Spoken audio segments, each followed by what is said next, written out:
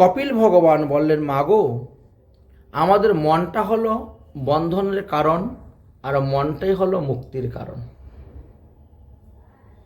আমাদের সঙ্গটাই হলো বন্ধনের কারণ, আর সঙ্গটাই হলো মুক্তির কারণ। আমরা যদি সাধুসঙ্গ করি, সাধুমুখে হরিকথা শুনি, তাহলে আমাদের মায়া চলে যাবে। আর যতই আমরা অসৎসঙ্গ করব, অসৎ আহার গ্রহণ করব, অসৎ কথা শ্রবণ করব, ততই আমরা মায়াতে জড়িয়ে পড়ব, আসক্তিটা বাড়বে। এই জন্য সঙ্গটা হলো আমাদের বন্ধন আর মুক্তির কারণ। ওমা, শাস্ত্রে কি বলছে? আমার শাস্ত্রে, শতাং প্রসঙ্গাৎ মম বীর্য সংবিদো ভবন্তি হৃদি কর্ণরসায়নম কথা। শাস্ত্র বলছে সাধুমুখী হরিকথা শ্রবণ করার জন্য। শতাং, শতাং মানে সৎলোক। সৎলোক কারা? যারা সাধু, তারাই হলো সৎলোক। অতএব সাধুদের মুক্তিকে তুমি হরিকথা শ্রবণ করো, তাহলে তোমার লাভ হইবে। শতাং প্রসঙ্গাৎ মবীর্য সংবিদ ভবন্তি হৃদকর্ণ রসায়নম কথা। দেবহূতি বললেন, বাবা রে, সাধুমুখে হরিকথা শোনার মতো সময় আমার কোথায়? আমি গেলেই তো সাধুরা হরিকথা শুরু করে দিবে না। আর একবার হরিকথা শুরু হলে তো সহজে বন্ধ হয় না। আর হরিকথা বন্ধ না হলে তো আসতেও পারবো না বাড়িতে। কখন সন্ধ্যাবাতি দিব, আর কখন রান্না করব, বাড়িঘর ঝাড়ু দিব, জল ছিটা দিব। ওই সাধুমুখে হরিকথা আমার দ্বারা সম্ভব হবে না। ঘরে দু চারজন থাকলে আচ্ছা ঠিক আছে হয়। আমি একা মানুষ, ওই সাধুমুখে হরিকথা আমার দ্বারা শ্রবণ করা হবে না। তার থেকে বরং সাধুরা যে সমস্ত গ্রন্থ দেখে দেখে পাঠ করেন, ওই সমস্ত গ্রন্থ তুমি এনে আমাকে দিয়ে দাও। আমি রান্না বান্না করে কাজকর্ম করার ফাঁকে ফাঁকে একটু দেখবো, পড়বো। এতেই আমার প্রেম ভক্তি লাভ হবে, এতেই সংসার বন্ধন থেকে মুক্ত হয়ে যাব। কপিল ভগবান বললেন, হবে না, হবে না। কেন হবে না? আরে বাবা, সাধুরা তো গ্রন্থ দেখে দেখেই পড়ে। সাধুরা তো গ্রন্থ দেখে দেখেই পড়ে। তো ওই সমস্ত গ্রন্থ আমাকে কিনে দাও, আমিও দেখে দেখে পড়বো। তো হবে না কেন? কপিল ভগবান তখন মাকে বোঝানোর জন্য একটা উদাহরণ দিলেন, একটা উপমা দিলেন। কার সঙ্গে দিলেন? একটা বট গাছের সঙ্গে। বলেন, মা, তুমি কখনো বড় বড় বট গাছ দেখেছ? যে সমস্ত বট গাছের মধ্যে বৎসরে একবার ফল ধরে, ফল পাকে, ফল মাটিতে পড়ে। হ্যাঁ, দেখেছি। 3000 4000 বছর পুরানো তো বট গাছ আছে, দেখেছি। আচ্ছা, তুমি দেখেছ। আচ্ছা মা, তুমি বলো তো, একটা বীজ থেকে চারা গজাতে গেলে কি কি উপাদান লাগে? দেবহূতি বলেন, প্রথমে মাটি লাগে, তারপরে বৃষ্টির জল লাগে, সূর্যের আলো লাগে, বাতাস লাগে, আর উর্বরতা শক্তি লাগে ভূমির। এই 5টি বস্তু যেখানে থাকবে, সেখানেই বীজ থেকে চারা গজাবে। এতে কোনো নিষেধ নেই, গজাবেই গজাবে, বীজ থেকে চারা গজাবে। আচ্ছা মা, বটগাছের নিচে মাটি আছে, জল আছে, বাতাস আছে, সূর্যের আলো আছে, উর্বরতা শক্তিও আছে। গরু ছাগল যায় কত, গোবর, গাছের পাতা পরে পচে, উর্বর শক্তি আছে। তাহলে এই 5টা উপাদান থাকা সত্ত্বেও তো বট গাছের নিচে কোনো বটের চারা দেখা যায় না। যদি তোমার কথা মতো হতো, তাহলে তো বট গাছের নিচে পা ফেলাবার মতো কোনো জায়গা থাকতো না। কারণ একটা বটের ফল থেকে অনেকগুলি বীজ আছে, একেবারে ছোট ছোট গুড়ি গুড়ি বীজ। ওখানে পা ফেলার মতো জায়গা থাকতো না। কিন্তু বট গাছের নিচে যাওয়ার পরে একটাও বটের চারা দেখা যায় না। বাজার থেকে বই কিনে এনে পড়লেই হয়ে যাবে প্রেম ভক্তি, হবে না। তাই হতো তো বট গাছের নিচে চারা উঠে ভরে যেত। কিন্তু আমরা বটের চারা কোথায় দেখতে পাই? অন্য কোনো একটা গাছের উপরে, দিওয়ালের উপর, ছাদের উপর, ঘরের চালের উপর। আগের দিনে খড়ের চাল হতো, ওর মধ্যে বট গাছ একটা হয়ে যাচ্ছে। অনেক পাক্কা বিল্ডিংয়ের মধ্যে দেখবেন বট গাছ হয়ে গেছে। আপনি নবদ্বীপে পরমাতলা গিয়ে দেখবেন পুরা মন্দিরটা একেবারে বটের শিকড় দিছে। অনেক জায়গাতে আছে এরকম, গিয়েছেন তো, দেখেছেন? তাহলে গাছ থেকে, ওই মন্দিরের উপর থেকে বট গাছ হয়ে গেছে, দেখেন। আচ্ছা মা, ওখানে তো আসল উপাদান মাটিই নেই, ইট বালু সিমেন্ট। ওখানে তো বৃষ্টির জল দাঁড়ায় না, ওখানে কোনো উর্বরতা শক্তিও নেই। অথচ দেখো কি সুন্দর বট গাছ হয়ে গেছে বটের। তার কারণটা কি? কারণ হলো কোনো পাখি যখন এই ফলটাকে খায়, তখন পাখির মুখের লালার দ্বারা এমন একটা শক্তি ধারণ করে, ওই বিষটা তো খাচ্ছে, মুখের লালার দ্বারা শক্তি ধারণ করে পেটে গেল। তারপরে বিষ্ঠা রূপে যখন পতিত হয়, যেখানেই পরে সেখানেই গাছ হয়ে যায়। তার জল লাগে না, সূর্যের আলো লাগে না, বাতাসও লাগে না,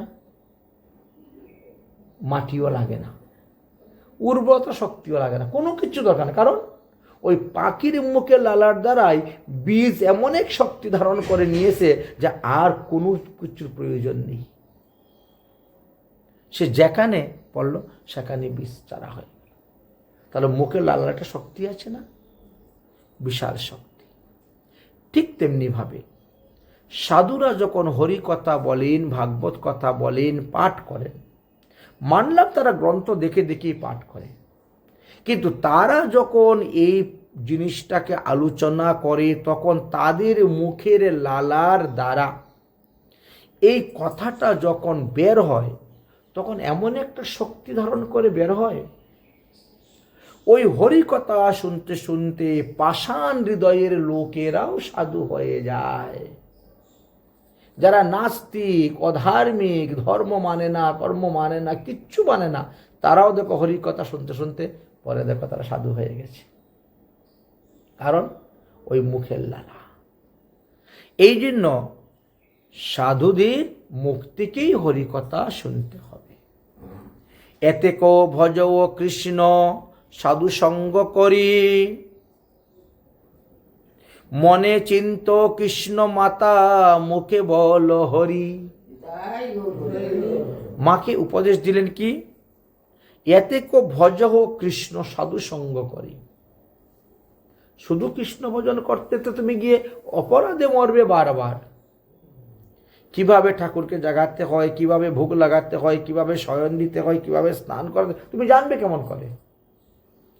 সাধু সঙ্গ করলে সাধুরা তোমাকে বলে দিবেন, আর তখন তুমি সেইভাবেই করবে।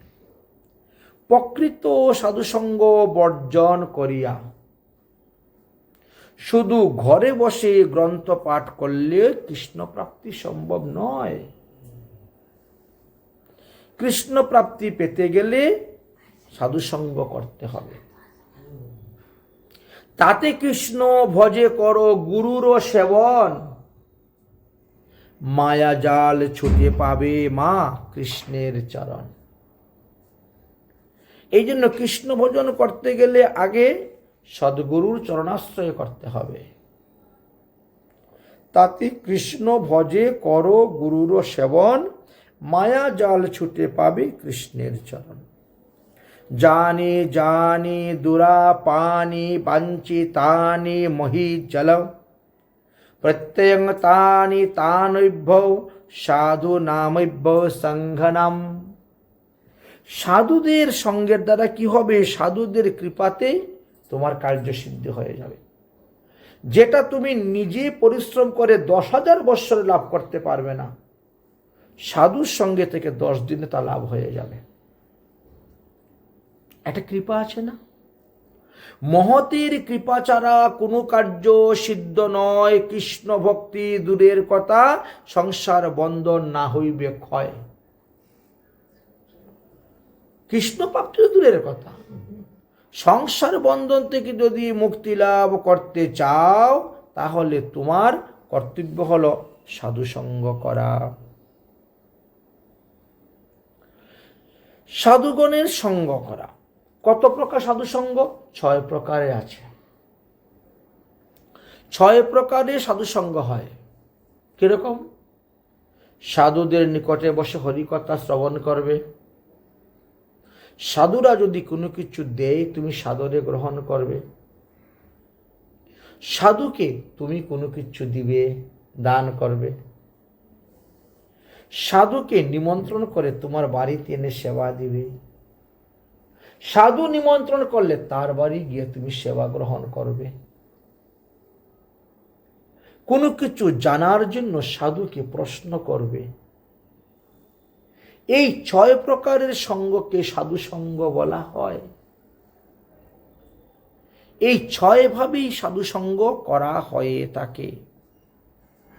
জানো মা, কৃষ্ণ ভক্তির জন্মের মূল হয় সাধু সঙ্গ। সাধু সঙ্গ না করলে কারো হৃদয়ে কখনো কৃষ্ণ ভক্তি জন্মে না। ওই দেবদেবী নিয়ে পড়ে থাকে সারা জীবন। লক্ষ্মী কালী দেখেন না, ওই নিয়ে পড়ে আছে। কৃষ্ণ ভক্তির জন্ম মূল হয় সাধু সঙ্গ। কৃষ্ণ প্রেম জন্ম হয় তিহু মুখ্য অঙ্গ। সাধু সঙ্গ না করলে কখনো কৃষ্ণ প্রেম তোমার হৃদয়ে উদয় হবে না, লাভ করতে পারবে না। হরি ভক্তি পরান্তিত সঙ্গিনাম সঙ্গমাত্রা। তাই যেখানে যেখানে সাধু পাবে, তুমি তাদেরই সঙ্গ করবে, সাধু সঙ্গ তুমি করবে। সাধু সঙ্গের দ্বারা তোমার সমস্ত মনের ময়লা দূর হইবে। তুমি যে সমস্ত কুসংস্কার কার্যাদি করে যাচ্ছ, তুমি তো তোমার নিজের ভুলটা বুঝতে পারছো না। কেউই পারে না। ঘরে আপনি একটা প্রদীপ জ্বালাবেন, প্রদীপটা সমস্ত ঘর আলোকিত করে, কিন্তু তার তলাটা অন্ধকার। দেখবেন প্রদীপের তলাটা অন্ধকার থাকে। আচ্ছা, যদি ওখানে আরেকটা প্রদীপ আপনি জ্বালিয়ে দেন, তাহলে এই প্রদীপ ওই প্রদীপের তলার অন্ধকার দূর করে দেবে, আর ওই প্রদীপ এই প্রদীপের তলার অন্ধকার দূর করে দিবে। এই তো এইভাবে দূর করে দেয়। এই জন্য এই সাধু সঙ্গের কথা বলা হয়েছে। সাধুসঙ্গ লবমাত্র সর্বসিদ্ধি হয়। সাধুসঙ্গ সর্বশাস্ত্রে কয়, লবমাত্র সাধুসঙ্গে সর্বসিদ্ধি হয়। অবৈষ্ণবস্য মুখাদ্গৃহ্ণ প্রতং হরি কথামৃতম শ্রবণম নৈব কর্তব্য সর্বোচিষ্ট প্রয়োজন। অবৈষ্ণবের মুখ থেকে কখনো হরিকথা শ্রবণ করতে নাই। অবৈষ্ণবের মুখ থেকে হরিকথা শ্রবণ করলে কোনো লাভ হবে না, কোনো সিদ্ধি লাভ হইবে না। তাই বিষ্ণু ভক্ত বৈষ্ণবের মুখ থেকে তুমি হরিকথা শ্রবণ করবে, বিষ্ণু ভক্ত বৈষ্ণবের তুমি সঙ্গ করবে। সংখ্যা যুগের এই হলো মূল তত্ত্ব কথা তিনি ব্যাখ্যা করছেন। এই ঘোর সংসারে পড়িয়া মানব না পায় দুঃখের শেষ। কিন্তু এই দুঃখ থেকে মুক্তি লাভের জন্য একমাত্র উপায় হয়েছে সাধুসঙ্গ। সাধুসঙ্গ করি হরি বজে যদি, তবে তার দুঃখ হইবে শেষ।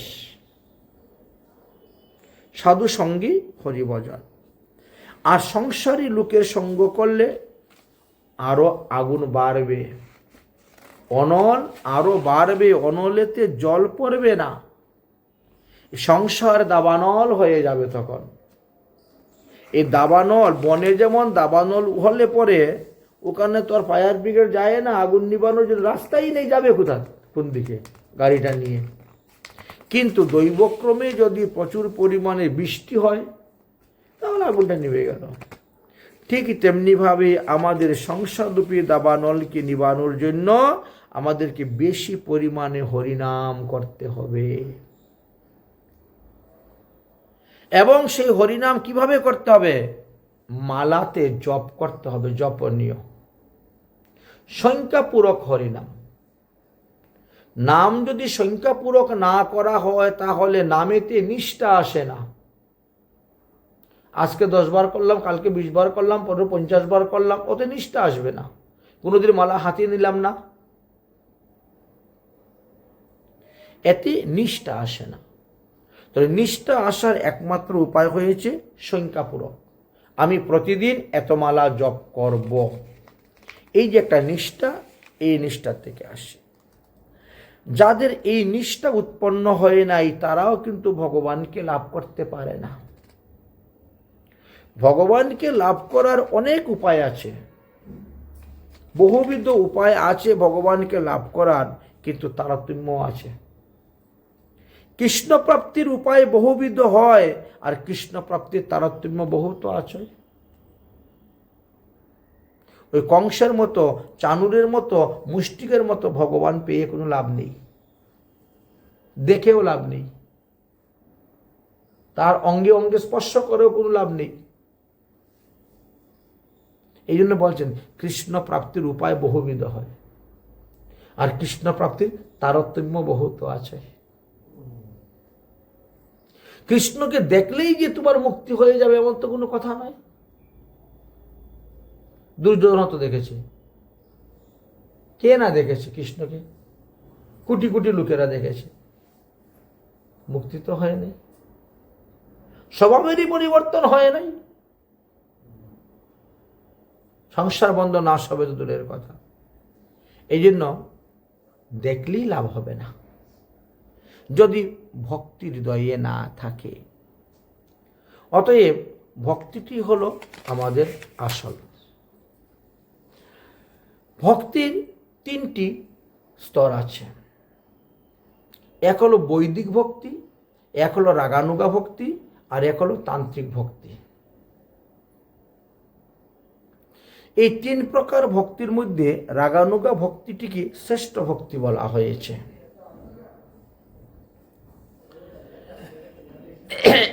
রাগানুগা ভক্তির দ্বারাই একমাত্র ভগবান শ্রীকৃষ্ণকে পাওয়া যায়।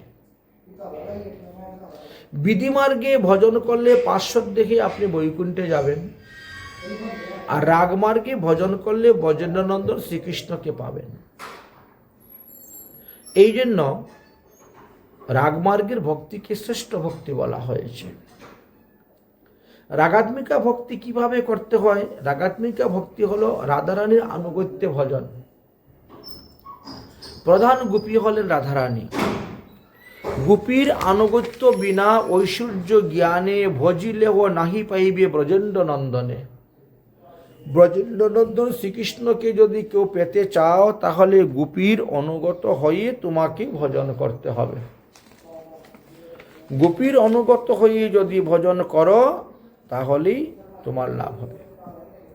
সর্বে ভূতেষু চা আত্মা সর্বভূতানি চা আত্মনি। এই পৃথিবীতে যত প্রকার জীব আছে সব জীবের মধ্যে ভগবান অবস্থান করতেছেন, ওইভাবে আপনাকে দেখতে হবে।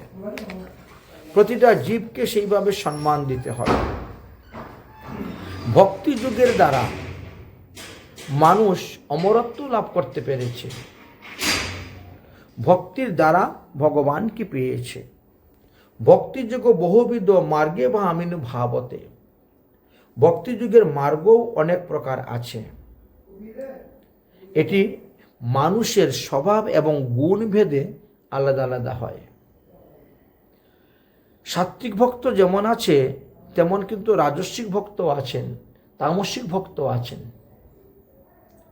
শুধু খালি ভক্ত সঙ্গ করলেই হবে না, আগে ভক্তের লক্ষণ দেখতে হবে, তিনি কোন স্তরের ভক্ত। লক্ষণম ভক্তি যুগৈশ্য নির্গুণৈশ্য হি উদারিতম অহুতেন্নাম ব্যবহিতাম সা ভক্তি পুরুষোত্তমম। এই জন্য উত্তম ভক্তির সঙ্গ করার জন্য আমাদেরকে দেখতে হবে উত্তম ভক্ত।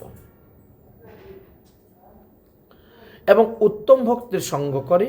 উত্তম ভক্তের কাছ থেকে আমাদেরকে জানতে হবে, শিখতে হবে, বুঝতে হবে। উত্তম ভক্তের সঙ্গ না করলে কেউ কখনো উত্তম হইতে পারবে না। যে যে ধরনের ভক্তের সঙ্গ করবে সে সেই স্তরে গিয়ে জ্ঞান লাভ করতে পারবে। তাই প্রত্যেকটি মানুষের উচিত হয়েছে যৎ যৎ আচরিতম শ্রেষ্ঠম তদনুম অনুবর্ততে। শ্রেষ্ঠ শ্রেষ্ঠ মহাত্মাগণ যাহা যাহা আচরণ করিতেছেন তুমিও তাহা তাহা আচরণ করো। অষ্টাঙ্গ যোগমার্গ হইতে ভক্তিযুগ শ্রেষ্ঠ। অনিমা লগিমা প্রাপ্ত কাম্যা আদি সিদ্ধি লাভ হইতেও ভক্তিযুগ শ্রেষ্ঠ। কারণ সিদ্ধি লাভের দ্বারা কি হয়? সিদ্ধি লাভের দ্বারা মানুষ জগতের মানুষকে একটু চমৎকার দেখাতে পারে। মনে করো জলের উপর দিয়ে হেঁটে চলে যাওয়া, কোনো মৃত ব্যক্তির দেহে প্রবেশ হয়ে যাওয়া, ঘরের ভিতরে গিয়ে লুকিয়ে যাওয়া, আর খুঁজে পাওয়া যাবে না, পাথরের ভিতরে ঢুকে যাওয়া, আকাশ মার্গে উড়ে চলে যাওয়া, দূর থেকে ঘ্রাণ নিয়ে বলে দেওয়া হ্যাঁ অমুকের বাড়িতে এই রান্না হচ্ছে। দূরের বস্তু দেখা। তো এইভাবে কিছু সিদ্ধি আছে, কিন্তু যারা কৃষ্ণ ভজন করেন তাদের তো সিদ্ধি করতলগত। যে ব্যক্তি সিদ্ধি চায় সে কিন্তু ভগবান পায় না।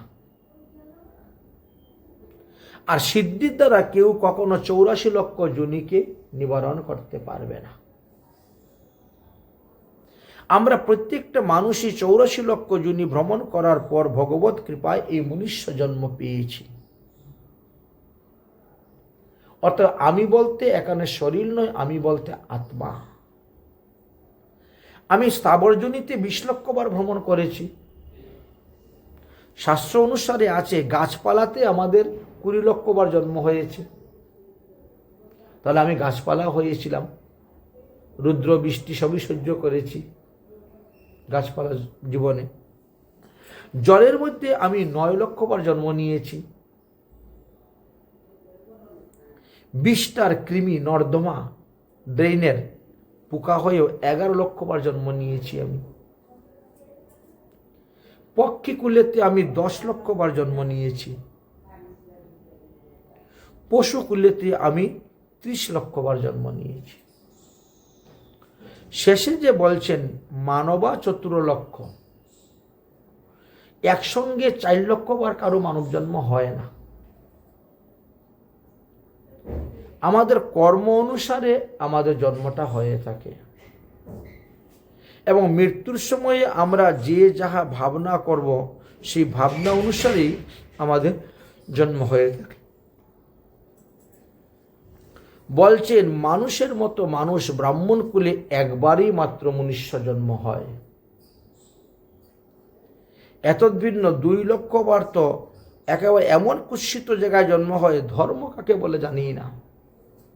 এখনো পৃথিবীতে অনেক মানুষ আছে তাদের তো ধর্মাধর্ম কোনো জ্ঞান নেই, কোনো ধর্মই তারা মানে না, কোনো ধর্মের সঙ্গে কোনো যোগাযোগ চলে না, এমন লোক আছে, বুঝলেন? তাহলে ব্রাহ্মণ কুল, ক্ষত্রিয় কুল, বৈশ্য কুল, শূদ্র কুল ইত্যাদিতে যে আমাদের জন্ম হচ্ছে, এগুলা আমাদের কর্ম অনুসারে জন্ম হচ্ছে।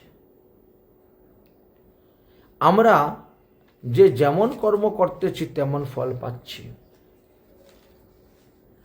আমাদের জন্মটা হয় আমাদের কামনার উপর এবং বাসনার উপর নির্ভর করে হয়। আমরা পৃথিবীতে আসার পরে আমাদের জীবিকা নির্বাহ করে চলার জন্য আমরা যে সমস্ত কর্ম করি, এই সমস্ত কর্ম থেকে কিছু পাপ উৎপন্ন হয় বা কিছু পুণ্য উৎপন্ন হয়। কিছু কিছু কর্মের ফল সঙ্গে সঙ্গে ভোগ করতে পারি, আর কিছু কিছু কর্মের ফল ভোগ করার আগেই আমাদের মৃত্যু হয়ে যায়। তো মারা যাওয়ার পরে আমাদের শরীরটা শ্মশানে জ্বালিয়ে পুড়িয়ে ছাই করে দেওয়া হয়, কিন্তু পাপ পুণ্য কখনো ছাই করা যায় না। পাপ পাপই থেকে যাবে, পুণ্য পুণ্যই থেকে যাবে। তো মৃত্যুর পরে একটা মানুষের যে জীবাত্মা 3 দিন থাকে অগ্নিতত্ত্বে, 3 দিন থাকে জলতত্ত্বে, আর 3 দিন থাকে বায়ুতত্ত্বে। এই হলো 3 তিরিঙ্গা 9 দিন। 10 দিনের দিন আমরা কি করি? একটা ঘাটের কাজ করি। ঘাটের কাজ করে কি করা হয়? ঘাটের কাজ করে একটা দেহ তৈরি করে দেওয়া হয়। 10টা পিণ্ডযুক্ত একটা দেহ তৈরি করে দেওয়া হয়। ওই 10 পিণ্ডযুক্ত দেহটাকে কি বলা হয়? অতিবাহিক দেহ। ওই অতিবাহিক দেহের মধ্যে যখন জীবাত্মা প্রবেশ করে, জীবাত্মা প্রবেশ করার সঙ্গে সঙ্গেই তার ক্ষুধা এবং পিপাসা লাগে। এই জন্য আমরা কি করি? তখন তার শ্রাদ্ধ করি। শ্রাদ্ধ করি। একটা মানুষ মারা যাওয়ার পরে 13 দিন পর্যন্ত সে বাড়ির চতুর্দিকে ঘুরে বেড়ায়। 13 দিনের দিন যমের দূত এসে তাকে ধরে নিয়ে যায়। আমাদের পৃথিবী হইতে যমের বাড়ি হলো 11,88,000 কিলোমিটার দূর। সেখানে আমাদের কর্ম অনুসারে আমরা সেখানে পাপ পুণ্যের ফল ভোগ করি। কেউ স্বর্গে যাচ্ছে, কেউ নরকে যাচ্ছে। কিন্তু সম্পূর্ণ কর্মফল ভোগ করার পূর্বেই আকাশ থেকে যেভাবে বৃষ্টির জল পতিত হয়, ঠিক তেমনিভাবে ওই বৃষ্টির জলকণার সঙ্গে আমাদের জীবাত্মা পতিত হয় পৃথিবীতে। পৃথিবীতে পতিত হওয়ার পরে কি হয়? কোনো খাদ্যশস্যের উপরে পড়ল, এবার খাদ্যশস্যের ভিতরে চলে গেল জীবাত্মা। আমরা যখন খাওয়া দাওয়া করি তখন খাবারের মাধ্যমে ওই জীবগুলো আমাদের দেহের মধ্যে প্রবেশ হলো।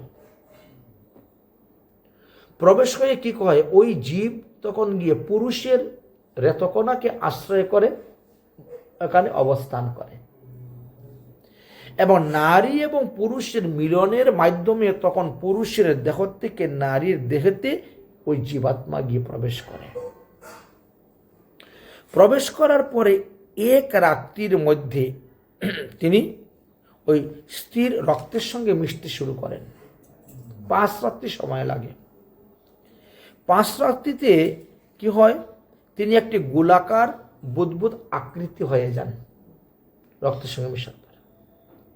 যেই 10 রাত্রি চলে গেল তখন ওটা একটু শক্ত কঠিন পদার্থের মতো রূপ ধারণ করল। সেটা একটা মাংস পেশি বা মাংস পিণ্ডির মতন দেখতে লাগে। যখন 1 মাস চলে গেল তো সর্বপ্রথম ওই মাংসপিণ্ড থেকে মস্তকটা বের হয়, সৃষ্টি হয়। 2 মাস যখন গত হয়ে গেল তখন পাও, হাত পা এবং বিভিন্ন অঙ্গ বেরোতে শুরু হয়। 3 মাস যখন গত হয়ে গেল তখন নখ, লোম, অস্থি, চর্ম এবং সে ছেলে হবে না মেয়ে হবে সেই চিহ্নটি প্রকাশ পেল।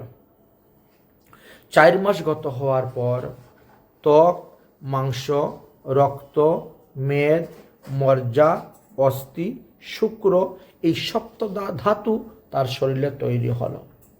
5 মাস গত হওয়ার পর এবার তার ক্ষুধা এবং পিপাসা লেগে গেল, খাবার চাই তার।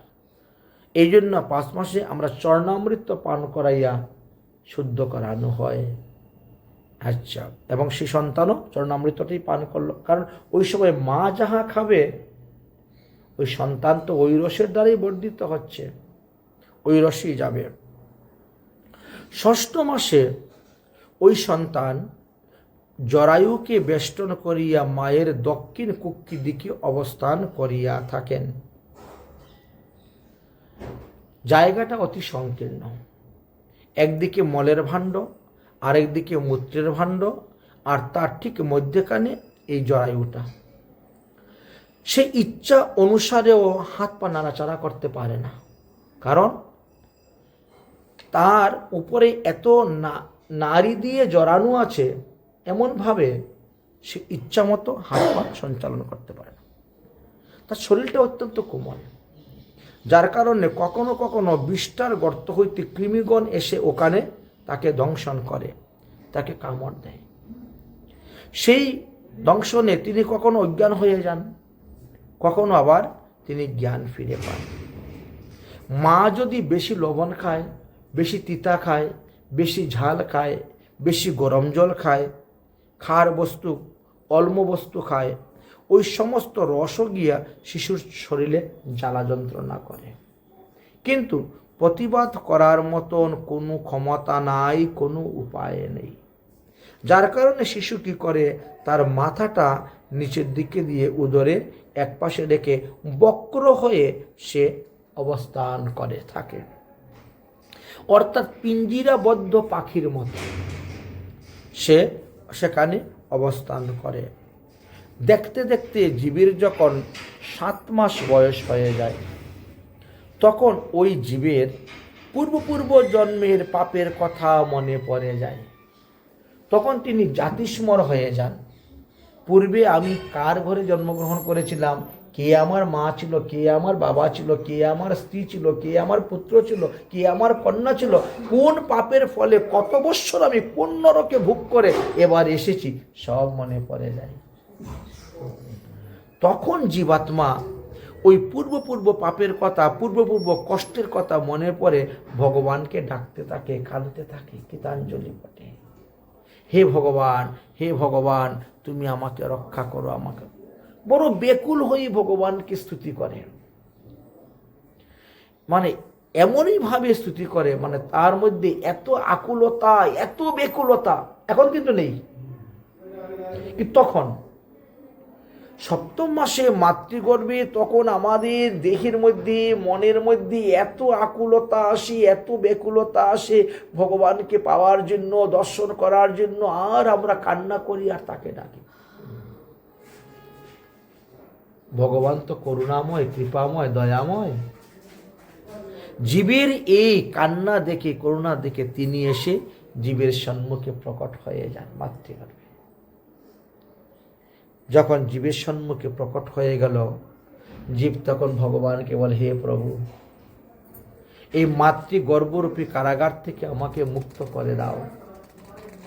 আমি তোমাকে কথা দিচ্ছি, আমি পৃথিবীতে গিয়ে তোমারই ভজন করব। এই জন্মে আমি আর বিয়ে করব না, স্ত্রী পুত্র আত্মীয় স্বজন ইষ্ট কুটুম্বের ভজন করব না। স্ত্রী পুত্র আত্মীয় স্বজন ইষ্ট কুটুম্বের আমি ভজন করব না, আমি শুধু খালি তোমারই ভজন করব।